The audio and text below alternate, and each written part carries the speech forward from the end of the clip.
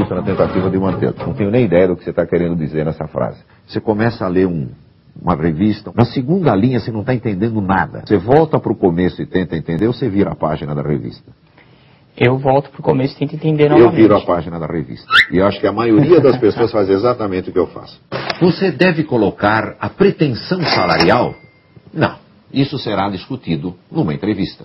Agora, liste os cursos que você fez. O que é interessante, principalmente quando você tem cursos que duraram bastante tempo, é por quantas horas eles duram. Algum desses aqui durou muito tempo? Durou. 2 cursos desses daí foram de semanas. Você não enfatizou isso aqui. Eu poderia entender, avaliando o currículo, que isso aqui foi um curso de sábado de manhã, das 8 às 11, com 2 horas de intervalo para cafezinho. Agora, os idiomas. I am good professional or good working. Você arranha algum idioma? O inglês, mas bem muito básico. Não vale colocar idioma básico. Por isso que eu nem salientei muito para quando chegar isso pode soar meio que falso. Tá certo. Parabéns. Você viu que você usou a palavra básico aqui. O meu inglês é muito básico. Dizendo é muito ruim. É melhor não colocar para não correr o risco de alguém dizer, Saulo, muito bem, ele te faz uma pergunta em inglês, aí você dá aquela travada. Erros de português é a pior coisa que pode acontecer num currículo. Ali tem um erro de português muito sério, que é o houver. Quer dizer, não existe o plural ali, né? É houve. Sempre pede para alguém dar uma revisada no currículo para não correr o risco de uma palavrinha passar uma impressão errada sobre você. Para que o currículo seja lido, é preciso que ele chame a atenção de quem vai ler. Mas como?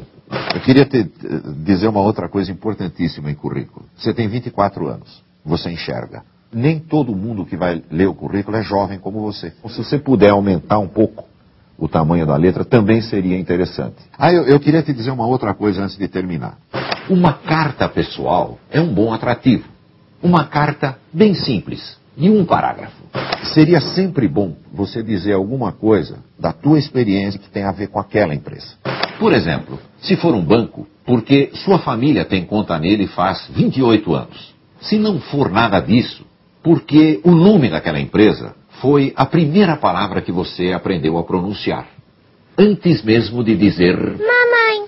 Eu reavaliei, né, muitos pontos aí do meu currículo. Mais uma revisada, você vai ter um currículo provavelmente de uma página e meia, com todas as informações que você tem aqui, num formato gostoso de ler. Eu acho que daqui a algum tempo a gente volta a conversar, se Deus quiser, e ver os resultados que tudo isso tem. Tomara.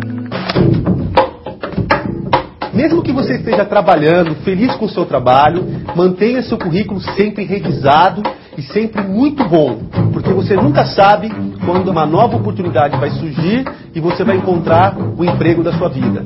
A chance de você ser chamado para uma entrevista, é claro, não vai ser de 100%. Mas ela será muito maior do que se você simplesmente mandar um currículo igualzinho a tantos outros. Bem, e aí estamos nós mais uma vez. Vejam que o filme que vocês assistiram agora com Max Guerin tem tudo a ver com o que nós falamos. Tem tudo a ver com a preparação correta do currículo. Não tem essa questão de um histórico da vida profissional da pessoa. Então, é isso que nós temos que estar atentos para que a gente possa estar presente no mercado. Em primeiro lugar, a nossa venda.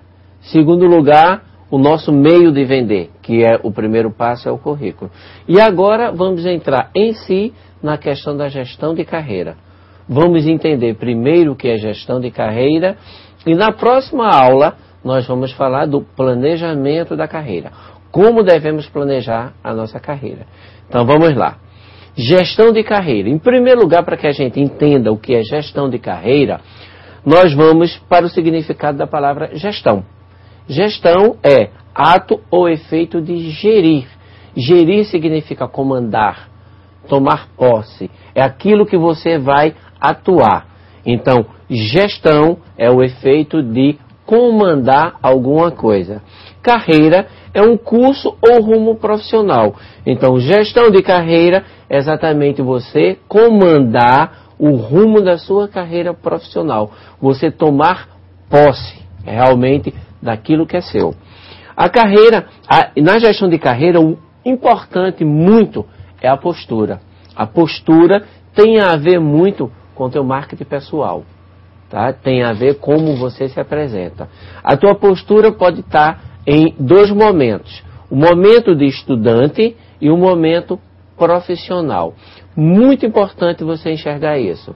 Mesmo que você seja um estudante, na hora que você vai para uma entrevista, para uma seleção, é importante você soltar um pouquinho essa questão de estudante, que quando nós somos estudantes, nós somos um pouquinho desleixados, relaxados. É natural, está na idade. Mas na hora que a gente vai para uma empresa, vamos pensar que empresa é um ambiente formal. E a gente precisa se apresentar com uma certa formalidade. Então, traga já o seu lado profissional e comece a ter uma outra postura mais diferenciada. Uma carreira, ela deve ser planejada por dois caminhos. Primeiro, que é o lado cognitivo. Aquilo que eu estou recebendo, como hoje vocês estão recebendo de conhecimento.